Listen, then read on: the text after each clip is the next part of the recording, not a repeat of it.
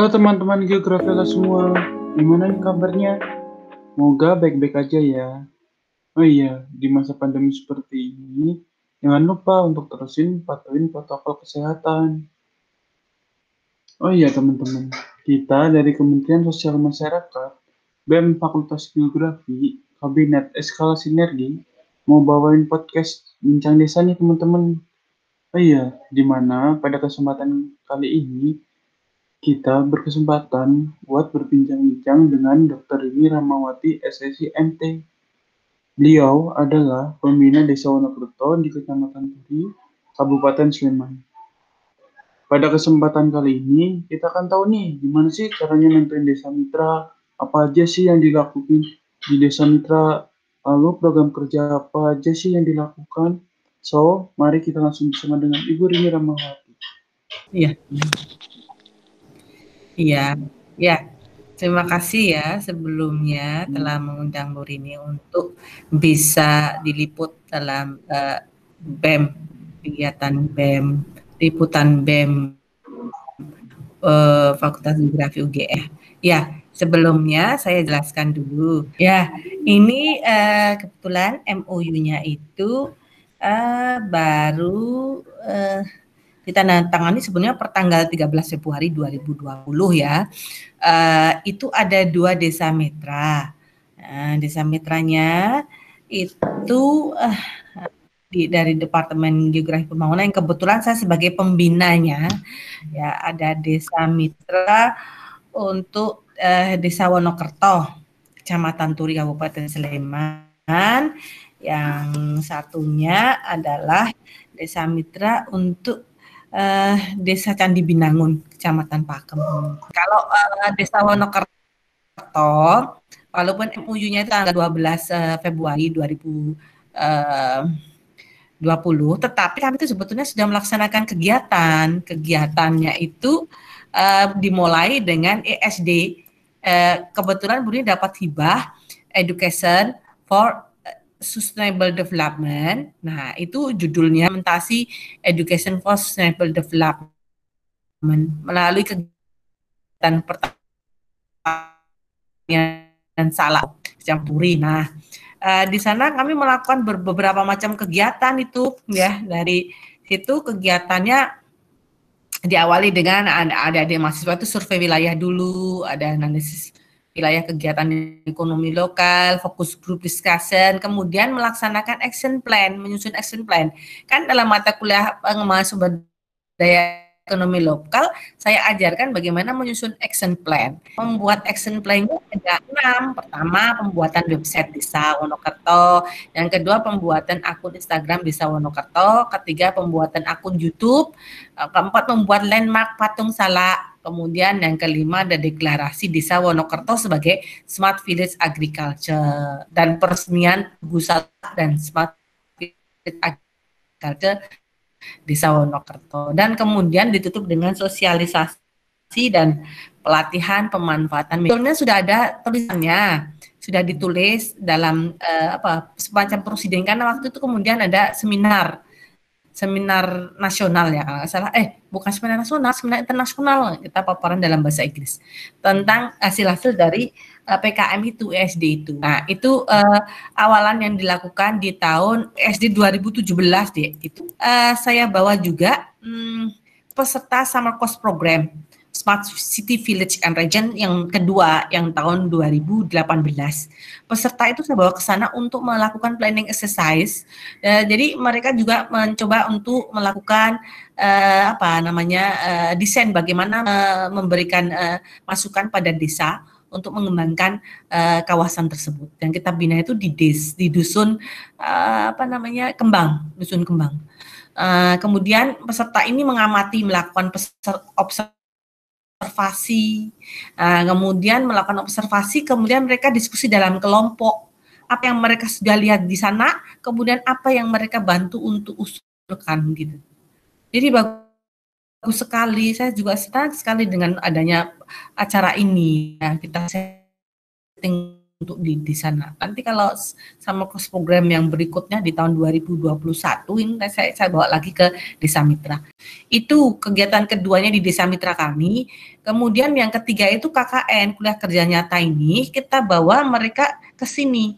Biasanya Bu Rini kan membimbing di Kalimantan ya, Kalimantan Timur, 3 tahun sudah jadi 3 buku. Nah yang sekarang ini membimbingnya saya bawa ke Sleman, salah satunya di Desa Wonokerto, Kecamatan Puri. Nah ya itu juga ada hasil-hasilnya dari KKN. Tapi sebelum sebentar saya sampaikan dulu ya sedikit mengenai hasil-hasil KKN supaya saya bisa menyampaikan historinya, hal-hal yang masih ingin ditanyakan ya.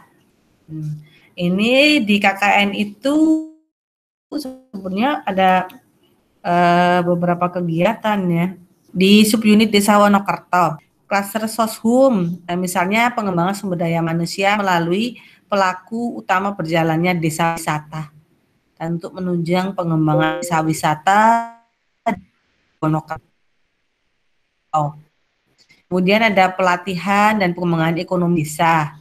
Ya, ada sosialisasi dan penyuluhan berkaitan dengan ekonomi desa, penyuluhan tentang merek dagang, sosialisasi pemasaran melalui platform e-commerce, fintech itu misalnya pengolahan data-data yang ada di desa didigitalisasikan, program IT itu sosialisasi pengenalan TIK, kemudian ada KKN Ghost to School, edukasi tentang TIK kepada siswa, kemudian kalau yang klaster agro itu ada pengolahan hasil pertanian dan peternakan untuk meningkatkan kemampuan masyarakat mengolah produk, terus mengolah produk yang rendah kolesterol, cara berternak, pembuatan mineral blok, dan yang lainnya.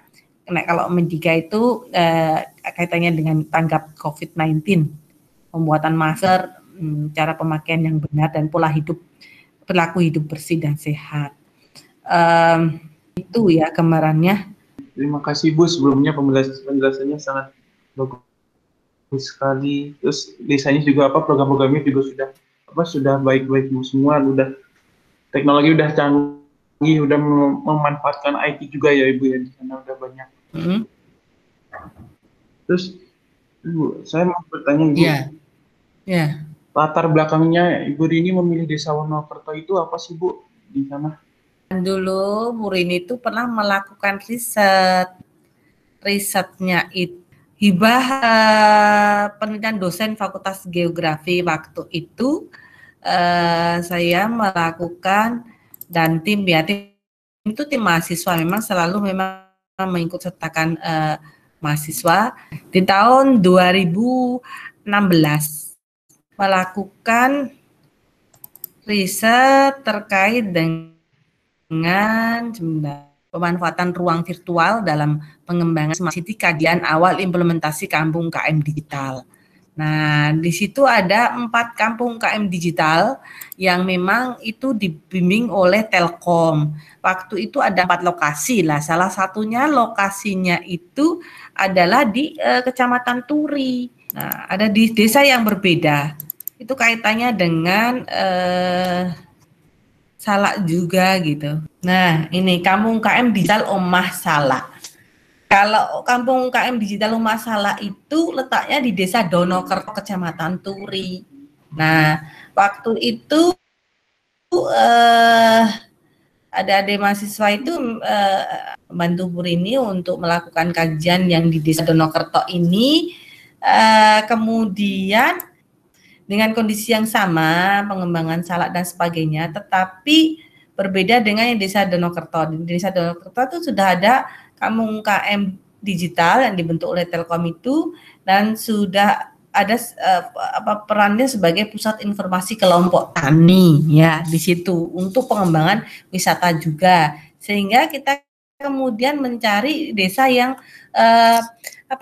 yang belum semaju yang Desa Donokerto, Kecamatan Turi itu. Nah, akhirnya ketemu Desa Wonokerto itu. Desa Wonokerto untuk kami berpikir masuk ke sana agar supaya kemudian kita bisa membina desa tersebut agar supaya sama dengan Desa Donokerto yang sudah menjadi salah satu kampung UKM digital yang dikembangkan oleh Telkom. Nah, kebetulan kami masuk ke Desa Wonokerto itu dan setelah itu ada yang membuat patung salaknya itu sebagai landmark, itu kita pilih bersama warga itu setelah melakukan FGD ya di desa itu di Dukuh Kembang namanya. Jadi tadi ada 6 action plan kan yang kita lakukan. Nah, itu semua sudah dikerjakan.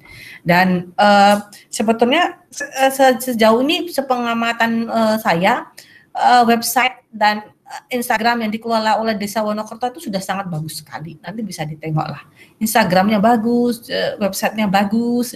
Nanti akan kami telusuri hasil yang pelatihan dari kami atau mereka juga punya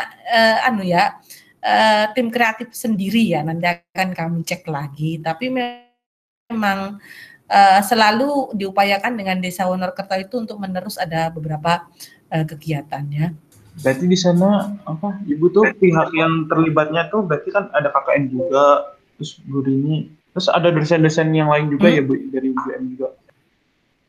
Oh iya, terus Bu itu ada Pak Lutfi dan Pak Rofi karena beliau memang mengajar mata kuliah pengembangan sumber daya ekonomi lokal. Makanya kemudian dalam proposal itu kita ikut sertakan dalam itu. Nah, kebetulan aktivitas itu karena ya SD itu Education for Sustainable Development.